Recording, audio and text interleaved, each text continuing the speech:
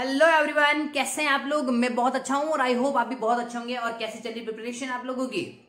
मुझे पता है आपकी प्रिपरेशन बहुत अच्छी चल रही है। चलो इसी प्रिपरेशन में चार चांद लगाने के लिए आ गए हैं हम, और हम आपको देने वाले हैं अगला गेस्ट पेपर, मतलब दूसरा गेस्ट पेपर पॉलिटिकल साइंस का। और मेरी तरफ से मैं आपको अश्योरिटी दे सकता हूं कि हमारे दोनों गेस्ट पेपर पढ़ने के बाद आपके 90% जो है वो सिक्योर हो सकते हैं। तो आप प्लीज हमारे गेस्ट पेपर्स को एक बार एग्जाम से पहले पढ़कर जरूर जाएं। चलिए तो शुरुआत करते हैं हमारा दूसरा गेस्ट पेपर। और आई होप आप लोगों ने मेरा चैनल सब्सक्राइब कर लिया होगा और अपने दोस्तों को शेयर करने के लिए बता दिया होगा, या फिर शेयर करने के साथ साथ उनको भी सब्सक्राइब करवा लिया होगा। शुरुआत करते हैं हमारे पहले पार्ट से। पहले पार्ट में जो क्वेश्चंस है वो वेरी शॉर्ट क्वेश्चंस है, जिसमें पहला क्वेश्चन है पॉलिटिकल सोशलाइजेशन के लेखक थे, मतलब कौन थे। दूसरा, कोरम क्या है। तीसरा, भारत में पंचायती राज व्यवस्था कब लागू हुई। चौथा, भारतीय राष्ट्रीय कांग्रेस की स्थापना व विभाजन कब हुआ। क्वेश्चन नंबर 5, सत्याग्रह की घोषणा कब की गई थी। क्वेश्चन नंबर 6, 74वां संविधान संशोधन किस विषय से संबंधित था, वह हिंदी भाषा को कौन से अनुच्छेद में रखा गया है। आगे बढ़ते हैं क्वेश्चन नंबर 7 की तरफ। अरस्तु के अनुसार विवरणात्मक न्याय क्या है। आगे बढ़ते हैं क्वेश्चन नंबर 8 की तरफ। क्वेश्चन नंबर 8 जो है वो हमारा रिलेटेड है हमारे शॉर्ट क्वेश्चन की तरफ से ही है। और शॉर्ट क्वेश्चन में हमारे पास नेक्स्ट आने वाला है 8वां क्वेश्चन। 8वां क्वेश्चन है हमारा, अंतरराष्ट्रीय न्यायालय का मुख्यालय कहाँ है, वो भारत में आपातकाल की घोषणा कब व किस अनुच्छेद के आधार पर की गई। क्वेश्चन नंबर 9, ताशकंद व शिमला समझौते कब हुए थे। क्वेश्चन नंबर 10, समग्र मानवतावाद सिद्धांत के प्रणेता कौन थे, अथवा मिल्कमैन ऑफ इंडिया किसे कहते हैं। मालदीव में 1968 के पश्चात कौन सी शासन प्रणाली अपनाई गई थी। क्योंकि कुछ स्पेशल क्वेश्चन हमें लगे जो ये क्वेश्चन आने के चांसेस हो सकते हैं, वो क्वेश्चन भी हमने इसी के साथ दिए थे। ये भी सारे शॉर्ट क्वेश्चन है, वैसे क्वेश्चन 10 ही आते हैं, बट हम लोगों ने एक्स्ट्रा क्वेश्चन इसलिए बनाए हैं क्योंकि इन क्वेश्चन के आने के चांसेस हमें लगते हैं कि इस बार है। हमारा एक्सपर्ट बताते हैं कि ये क्वेश्चन आने के चांसेस इस बार 99% है।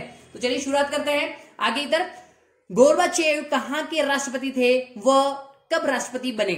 आगे बढ़ते हैं, अनिवार्य शिक्षा व अस्पृश्यता निषेध किस अनुच्छेद में दिए गए हैं। आगे नेक्स्ट क्वेश्चन है, परंपरागत व आधुनिक उदारवाद तथा राजनीतिक सामाजिकरण क्या है। आगे बढ़ना है और आगे क्वेश्चन है हमारा, जिन राज्यों में न्याय विद्यमान नहीं है वे केवल चोर उचक्के की खरीद फरोख्त करते हैं, कथन किसने दिया था, ये बताना है। ये सारे शॉर्ट क्वेश्चन थे। अब बढ़ते हैं पार्ट बी पर। पार्ट बी में हमारा पहला क्वेश्चन या क्वेश्चन नंबर 11 हमारा है, वो है अंतरराष्ट्रीय सुरक्षा परिषद को समझाइए। ये जो क्वेश्चन है वो शॉर्ट क्वेश्चन है। पहले वाले थे वेरी शॉर्ट, जिसमें वन वर्ड आंसर्स हो सकते हैं। ये दूसरा जो पार्ट है उसमें आपको शॉर्ट आंसर क्वेश्चन लिखने हैं। बढ़ते हैं क्वेश्चन नंबर 12 की तरफ। गठबंधन या गठबंधन की राजनीति उदय के या इस राजनीति के उदय होने के कारण लिखिए। क्वेश्चन नंबर 13, वर्तमान संदर्भ में भारत अमेरिका संबंधों पर विवेचना कीजिए।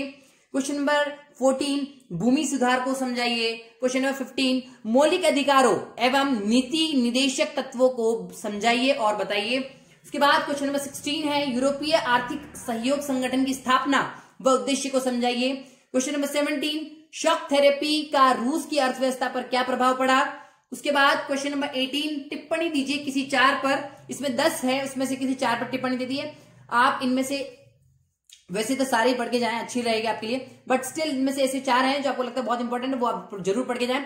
सबसे पहले है प्रिवी पर्स की समाप्ति। दूसरा है विघटन की राजनीति। तीसरा भारतीय जनसंघ की विचारधारा। उसके बाद चिपको आंदोलन के कारण। उसके बाद रियो सम्मेलन। उसके बाद दलित पैंथर्स। उसके बाद जर्मनी का एकीकरण। उसके बाद शीत युद्ध।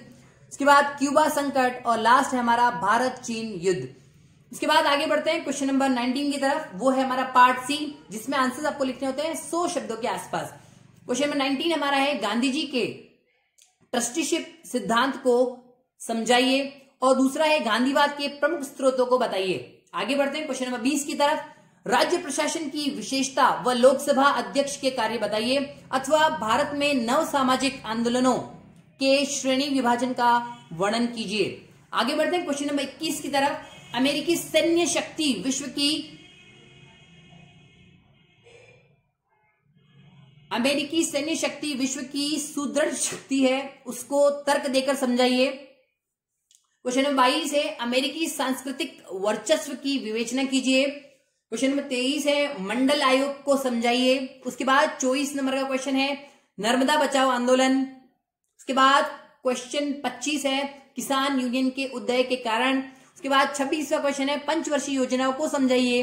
उसके बाद 27वां क्वेश्चन है 1977 में केंद्र में विपक्षी दलों की सरकार बनने के कारणों की व्याख्या कीजिए, अथवा प्रधानमंत्री संसद व कैबिनेट के बीच की कड़ी क्या है या कैसे है उसको समझाइए। उसके बाद पार्ट डी जिसमें आपको लॉन्ग क्वेश्चंस करने हैं। क्वेश्चन नंबर 28 हमारा है भारतीय संविधान एकात्मक व संघात्मक तत्वों का अद्भुत संयोग है, कैसे ये समझाना है आपको। दूसरा क्वेश्चन अथवा में है भारत की विदेश नीति के निर्माण में नेहरू जी की भूमिका का वर्णन कीजिए।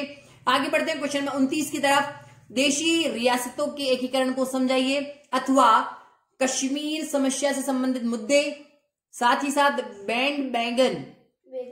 बैंड वेगन रणनीति को समझाइए, आपातकाल के कारणों को समझाइए।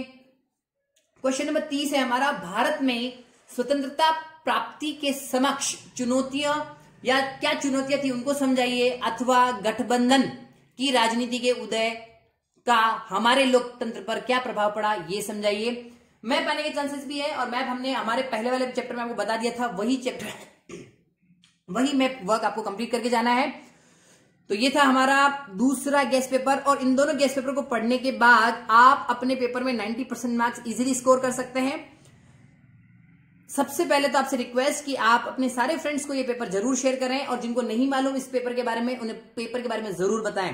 प्लीज आप हमारा चैनल सब्सक्राइब कर सकते हैं और अगले जो भी गेस्ट पेपर्स आने वाले हैं उनके लिए हमारे चैनल सब्सक्राइब करके उसकी नोटिफिकेशन घंटी बजाकर आपके साथ ले सकते हैं। चलिए, तो thank you so much and all the best for examinations. Always इकोजेट फॉर यू। बने रहिए हमारे साथ और देखते रहिए या पाते रहिए 90% हमारे साथ। चलिए, बाय।